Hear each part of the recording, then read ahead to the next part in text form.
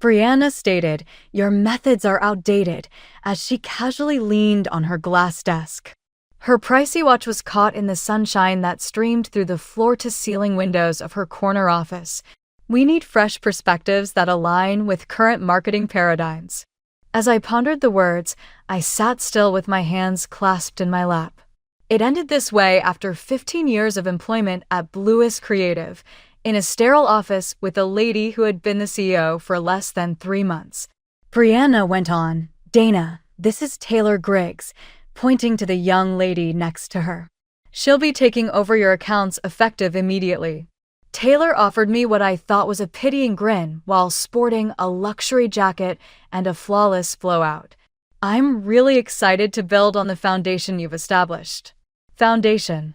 As though my 15 years of experience managing crises, fostering relationships, and creating winning campaigns were only rough drafts of whatever innovative tactics this 28-year-old influencer-turned-marketer had in mind. "Valent, Greenway, and Sterling are our biggest accounts," I said quietly. "I've had them for more than 10 years. They may be worried about the changeover." Brianna dismissively waved her hand. "We have considered that. This week, Taylor will do introductory calls. Human Resources has the necessary documentation available, and your severance compensation is substantial." I refrained from arguing. I neglected to tell her that anytime Valent had a PR issue, their top marketing officer would call me immediately. I neglected to explain how, when everyone else had given up on Sterling Financial during the financial crisis, I had assisted them in reviving their brand. I neglected to mention that my daughter's wedding had been attended by the CEO of Greenway Foods. Rather, I got up, straightened my skirt, and gave a nod. "I get it. I'll tidy up my workspace." I turned to go, but Brianna said, "We'd appreciate if you'd make this transition amicable for everyone involved." The message was unmistakable: avoid creating a stir, avoid phoning clients, and avoid harming the agency's image. "Of course," was my response. "I've always been professional." I had been too. I had been the foundation of Bluecrest Creative in Fresno, California, for 15 years. I had developed connections with clients that went beyond commercial dealings. I had dedicated myself fully to each campaign, worked weekends, and supervised junior employees. I had turned a small agency in trouble into a well-known company across the country. That was all irrelevant anymore. I was only an old model to Brianna Lake, getting replaced by a newer one. Under the shock and disappointment, I sensed a calm confidence that caught me off guard as I made my way back to my office. They thought they were ending something today, but I was about to begin. My career at Bluest Creative began when it was still called Peterson Design Group. Back then, we had 6 employees working from a converted house in downtown Fresno. I was 34, recently divorced with a 10-year-old daughter, and a determination to prove myself in the marketing world after years as a journalist. Harold Peterson took a chance on me despite my unconventional background. "Journalists understand what makes people care about a story," he'd said during my interview. "That's the foundation of good marketing." Those early years were exhilarating, scrappy, chaotic, but full of genuine passion for the work. We celebrated each new client with a pizza party, and Harold insisted on handwritten thank you notes for every project. When I landed the Valente account in my second year, an achievement that doubled our annual revenue, Harold gave me a plaque that still sat on my desk. "Relationships before transactions." Over the years, I'd watched the agency grow, evolve, and eventually sell to a larger marketing group. When Harold retired, I'd navigated changes in leadership, survived 2 rebrands, and adapted to shifting industry trends. But I'd always maintained that core philosophy: genuine relationships were the foundation of lasting success. As I packed my belongings, carefully wrapping the industry awards and client thank you plaques that documented my 15-year journey, I thought about the relationships I'd built. Thomas Wells, the CMO at Valente, who called me directly whenever they faced a product issue, trusting me to help craft their public response. We'd worked together through 3 company restructures and countless product launches. Jessica Hang at Greenway Foods, who'd relied on my team when they transitioned from a regional producer to a national brand. She'd once told me, "Dana, you're the only marketing executive who actually visited our farms to understand our values." And Robert Klein at Sterling Financial, who'd stayed with Bluecrest through the financial crisis because, in his words, "Dana understands our business isn't just about numbers, it's about trust." These weren't just clients. They were partnerships built on years of mutual respect, consistent results, and genuine understanding of their businesses. I placed the final award in my box, Agency Professional of the Year, given to me just 4 months ago at the Western States Marketing Awards. Beside it, I laid my company laptop and badge.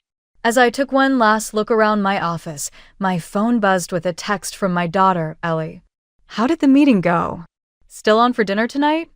I smiled, despite everything. "Definitely. And I have some news. Love you." I walked out of Bluecrest Creative without looking back, my box of memories in my arms and a plan already forming in my mind. The restaurant was busy for a Tuesday evening. Ellie had already secured a booth by the time I arrived, and the sight of her, my confident, brilliant 25-year-old daughter, instantly lifted my spirits. "So, what's this mysterious news?" she asked after we ordered. "Did they finally make you partner?" I took a deep breath. "Actually, I was let go today." Ellie's expression shifted from shock to outrage in seconds. "What? After 15 years? It's business," I interrupted gently. "New leadership, new vision." "It's not right," she insisted. "You built that agency, Mom. Everyone knows Bluecrest would be nothing without you." I smiled at her fierce loyalty. "It's okay. Really. Maybe it's time for a change." Ellie studied me over her water glass. "You're taking this suspiciously well. What are you planning?" That was my daughter, always able to read between my carefully composed lines. "Do you remember Jason and Veronica? They left Bluest last year." She nodded. "Your former creative director and the digital strategist, of course. They've been trying to convince me to join them in starting something new, a boutique agency focused on relationship marketing rather than just chasing trends." Recognition dawned on Ellie's face. "And you've been saying no because of your loyalty to Bluecrest." "Exactly. But now I'm free," she finished for me. Free. The word resonated through me as our food arrived. I hadn't thought of it that way, but Ellie was right. After years of balancing increasingly corporate demands with my client-centered approach, I was suddenly unencumbered by those constraints. I called Jason right after the meeting, I admitted. "We're having breakfast tomorrow to discuss me coming on as a founding partner at Summit Edge Marketing." Ellie raised her glass. "To new beginnings." As we ate, I shared more details about the dismissal, Brianna's condescension, Taylor's manufactured sympathy, the clear message that my methods were considered obsolete. "What about your clients?" Ellie asked. "Valent and the others, won't they be upset?" I hesitated. "I signed a non-solicitation agreement years ago. I can't directly poach clients. But if they came to you on their own, that would be different." I acknowledged yes. But I don't know if they will. Companies form relationships with agencies, not individuals. Even as I said it, I knew it wasn't entirely true. Thomas had called me directly just last week about Valente's upcoming product launch. Jessica had texted me pictures from her daughter's graduation. Robert had sent me a handwritten card after our last successful campaign for Sterling Financial. But I couldn't count on sentiment in the business world. Brianna would undoubtedly be working to secure those relationships, probably scheduling meetings already. Either way, I told Ellie, looking down at my half-eaten dinner, I knew I needed to move forward, not backward. My phone buzzed in my purse, then again and again. I pulled it out to find 3 texts from 3 different numbers. "Thomas, heard the news. Need to talk tomorrow. Jessica, Dana, please call me. Urgent. Robert, this is unacceptable. Breakfast tomorrow." I looked up at Ellie, who raised an eyebrow at my expression. "What?" she asked.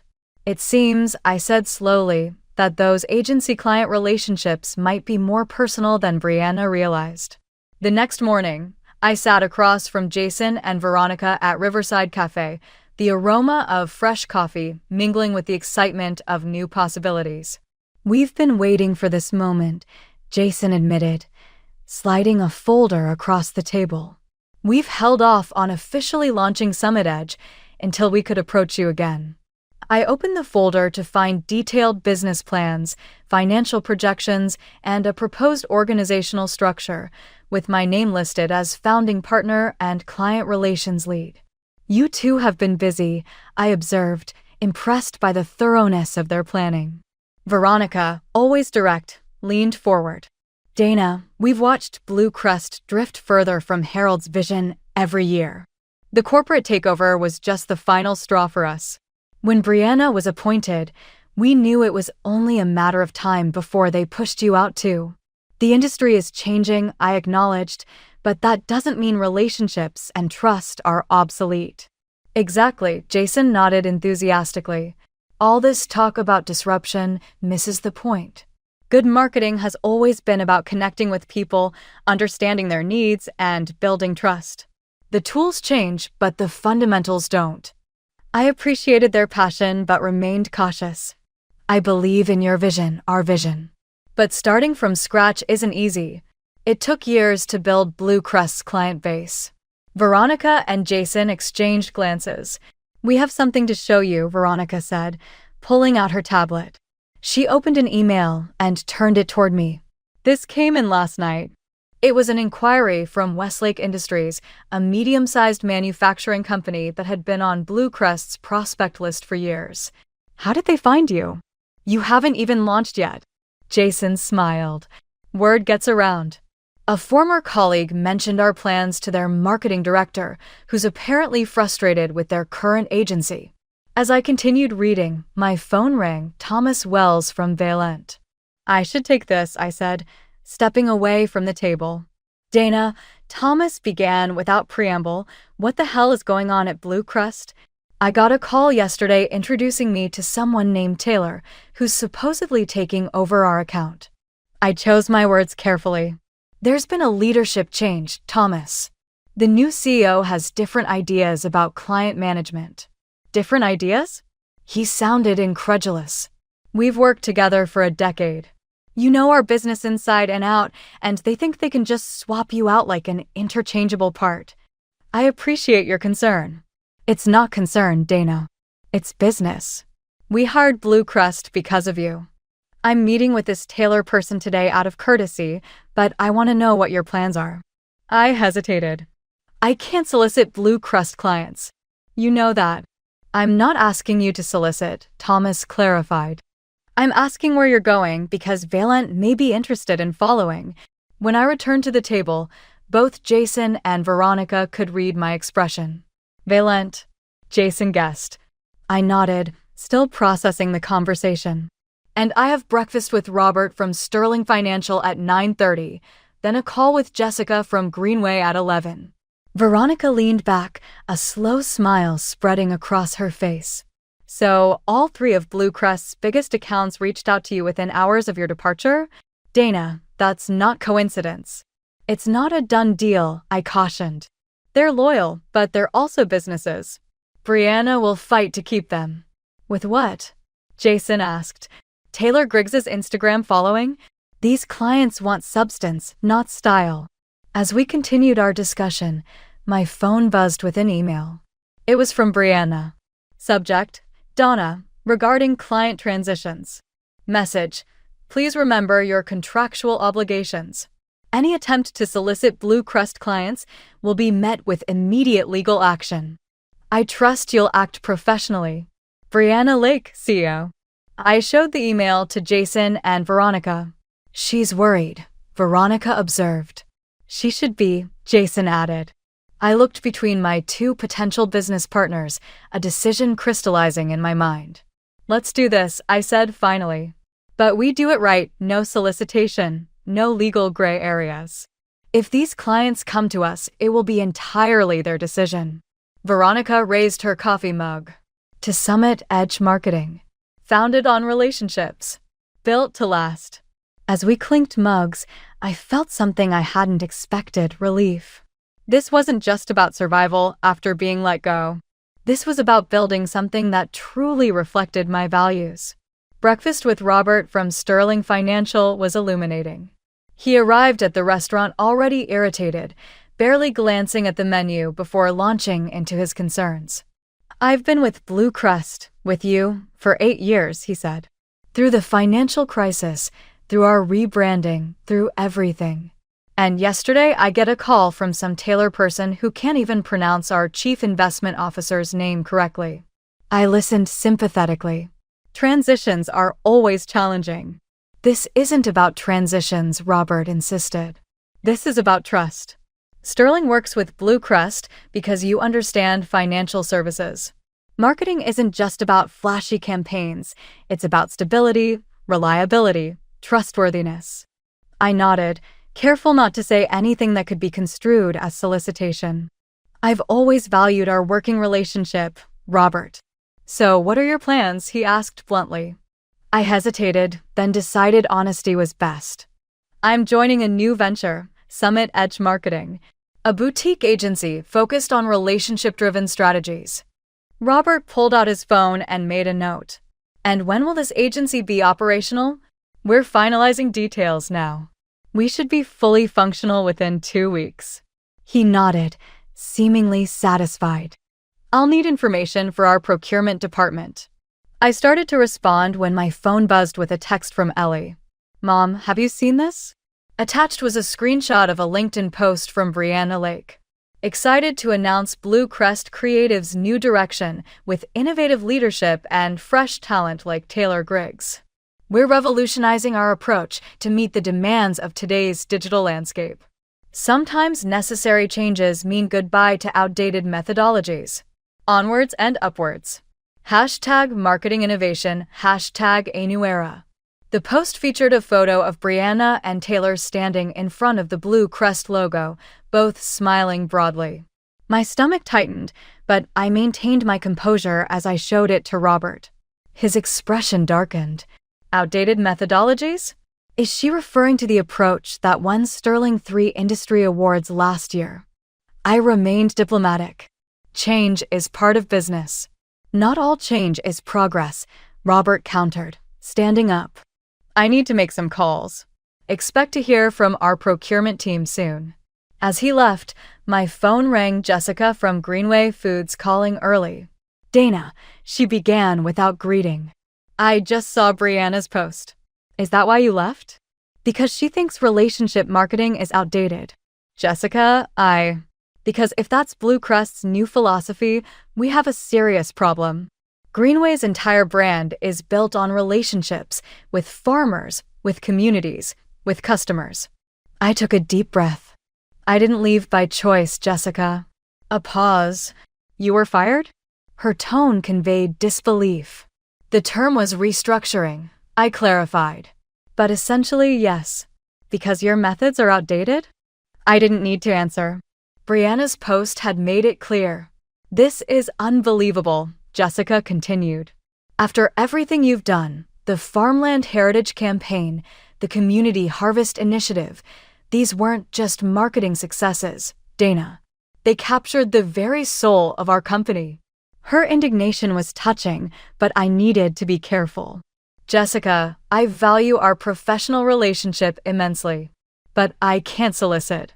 "You don't need to solicit anything," she interrupted. "I'm informing you that Greenway will be reviewing our agency relationships immediately.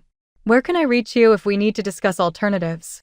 I gave her my personal contact information, a surreal feeling washing over me. Within 24 hours of being dismissed as obsolete, 3 major clients were independently reaching out to follow me. After ending the call, I sat alone at the table, processing everything. Brianna's post had been a strategic error, a public dismissal of the very approach her biggest clients valued.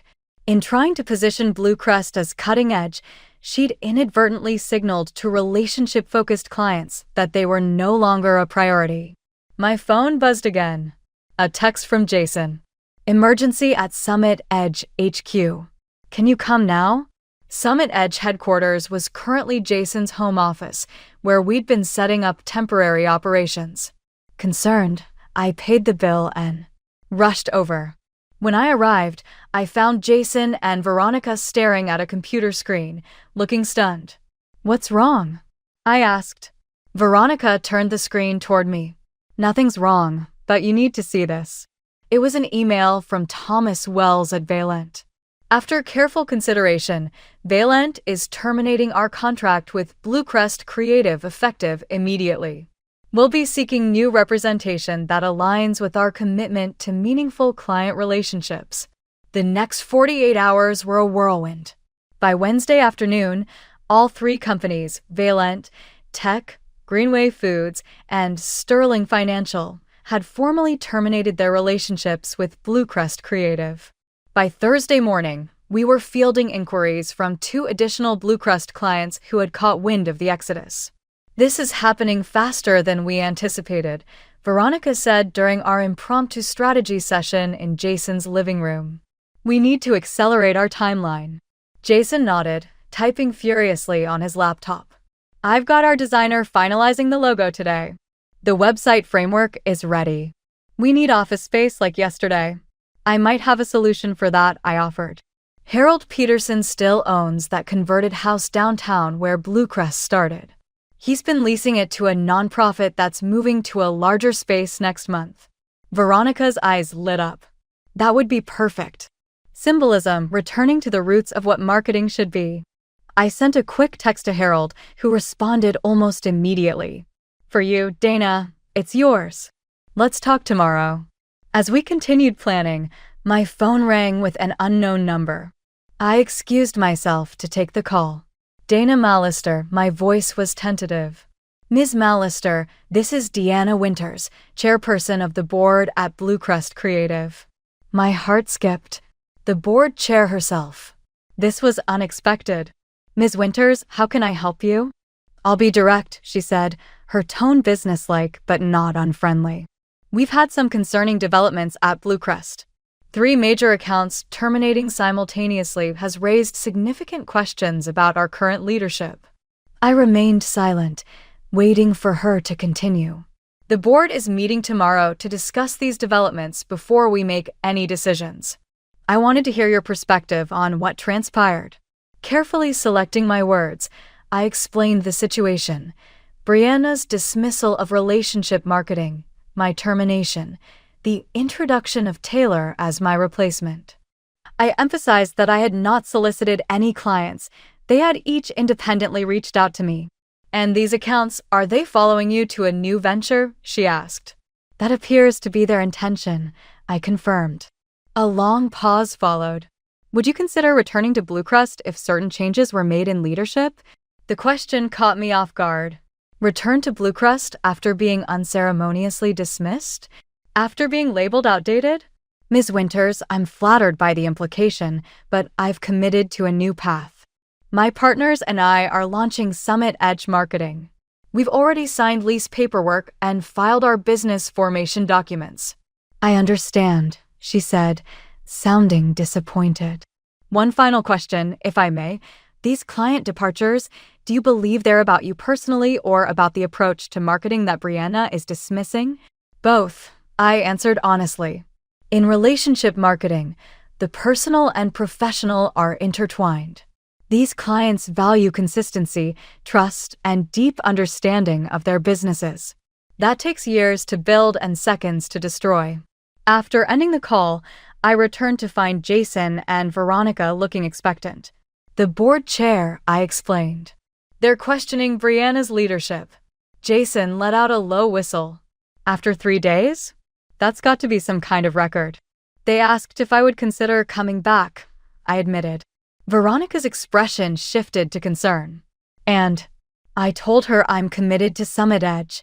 Relief washed over both their faces. "Good," Veronica said firmly. "Because we just got confirmation from Sterling Financial. They want to sign with us as soon as we're operational." My phone buzzed with an email notification. It was from Thomas at Valent, with the subject line "Contract Ready for Review." As I opened it, Another email arrived from Jessica at Greenway Foods. Moving forward with Summit Edge. In just 3 days, we had secured commitments from clients representing over $4 million in annual billing. Summit Edge hadn't even officially launched yet. I think, Jason said with growing excitement, we're going to need a bigger office. The official launch of Summit Edge marketing came exactly 2 weeks after my dismissal from Bluecrest. We'd secured the original Peterson Design Group building, a symbolic return to values that had been forgotten in the corporate evolution. Harold had not only leased us the space, but had also come out of retirement to serve as an advisor. "You've brought it full circle," he told me as we stood in the freshly renovated space, the smell of new paint and possibility in the air. This is what I always hoped Bluecrest would remain, marketing built on understanding, not gimmicks. Our team had grown quickly beyond the 3 founding partners. We'd hired 2 strategists, a content team, and a digital specialist, all former Bluecrest employees who had either left voluntarily or been restructured in Brianna's new regime. The morning of our launch, as we prepared for our first official all-hands meeting, I received a text from Ellie. "Have you seen the news about Bluecrest?" I hadn't. Having been completely immersed in building Summit Edge, I quickly found the article she referenced. Marketing agency shakeup. Bluecrest Creative announces CEO departure after major client exodus. The article detailed how Brianna Lake was stepping down to pursue other opportunities following the loss of several major accounts. The board had appointed an interim CEO while conducting a search for permanent leadership. I shared the news with Jason and Veronica, who both read it with wide eyes. "I knew there would be fallout," Jason said. "But I didn't expect it to happen this fast." "The board must have been horrified by the revenue implications," Veronica observed. "Losing 40% of your billing in 1 week would terrify any shareholder." I felt a complex mix of emotions, vindication, certainly, but also sadness for what Bluecrest had become. The agency had been my professional home for 15 years. Seeing it stumble wasn't a victory I savored. "Let's focus on Summit Edge," I said finally. "Bluecrest's situation is their challenge now, not ours." As our team gathered for the meeting, I felt a surge of genuine excitement. This wasn't just a response to rejection, it was the beginning of something authentic and valuable. 6 months after our launch, Summit Edge had established itself as a formidable presence in the regional marketing landscape. We'd moved beyond our founding clients to secure 4 new accounts, each drawn to our relationship-centered philosophy. Our team had doubled in size, necessitating an expansion into the building next door to Harold's original office. The morning of our 6-month anniversary celebration, I arrived early to prepare my remarks. As I set up in our conference room, the front desk called to inform me I had a visitor. To my surprise, it was Taylor Griggs, my former replacement at Bluecrest. "Do you have a moment?" she asked, looking significantly less confident than she had in Brianna's office 6 months earlier. I invited her in, curious about the purpose of her visit. "I've been following Summit Edge's growth," Taylor began, fidgeting with her coffee cup. "What you've built in 6 months is remarkable." "Thank you," I replied neutrally. "What can I do for you, Taylor?" She took a deep breath. "After you left, everything at Bluecrest fell apart. Without the major accounts, they couldn't sustain the staff. There have been 3 rounds of layoffs." I hadn't been following Bluecrest's situation closely, focusing instead on building our new agency. "I'm sorry to hear that," I said. "The problem is," Taylor went on, "I came to a significant realization. Brianna was mistaken about antiquated techniques. Your efforts to cultivate such client ties were not out of date. It was fundamental." She was unexpectedly honest. "The accounts I was given," she acknowledged, "all departed in a few weeks. Since I hadn't earned your confidence, I was unable to keep them." I looked closely at her. Her look was one of sincere remorse. I questioned, "Why are you telling me this?" Taylor's shoulders erect. "Last week, Bluecrest released me. I'm here in order to learn from you how to execute this task properly." The request was unexpected. Once positioned as my creative successor, This young lady now wanted to learn from me. I don't expect you to hire me, she hastily stressed, but perhaps mentorship. I understand that before I can innovate on top of a foundation, I must first create it. That afternoon's Summit Edge anniversary party was full of sincere friendship and a common goal. Framed advertising wins from our first 6 months surrounding our staff as we assembled in the enlarged office area. There was a tangible energy. This was a society bound together by common ideals, not simply a company. I looked at the faces in front of me as I stood up to speak. New hires contributing new viewpoints, former Bluecrest coworkers who had found a new place in the workforce, and Taylor in the back, who had agreed to attend the celebration as the first step toward a possible mentoring. I began. Summit Edge was founded 6 months ago with the straightforward conviction that connections are important in both business and life. It takes knowledge and persistence to gain that trust. That hearing is more important than speaking. Everyone in the room gave a collective nod. What we have created is an affirmation of what we have always known to be true, not merely a reaction to rejection. The goal of marketing is not to follow trends. The goal is to establish a genuine connection with the people who are behind the data. I lifted my glass to Summit Edge, to enduring relationships, and to the realization that sometimes a company's most significant asset isn't a technology or a process, but rather the people who create connections. I saw myself reflected in the window as the audience erupted in applause. A lady who had turned a setback into a chance to create something significant, rather than the distraught professional who had packed up her office 6 months prior.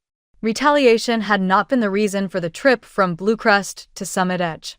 In a society preoccupied with the newest fad, it had been about validation, evidence that real connections and real marketing still mattered. The clients that followed me did so because they understood the importance of a partnership based on mutual respect and trust, not just out of loyalty. Ultimately, Brianna had been correct about one thing: change was needed. Not the type she had imagined, though. Recommitting to the human relationships that make marketing genuinely effective was the true innovation, not giving up on tried-and-true strategies. I came to the realization that sometimes the finest retaliation isn't about getting even, but rather about moving on and demonstrating your worth via achievement, as I saw my colleagues celebrate. Sometimes letting your actual value go with you is the most impactful message you can make.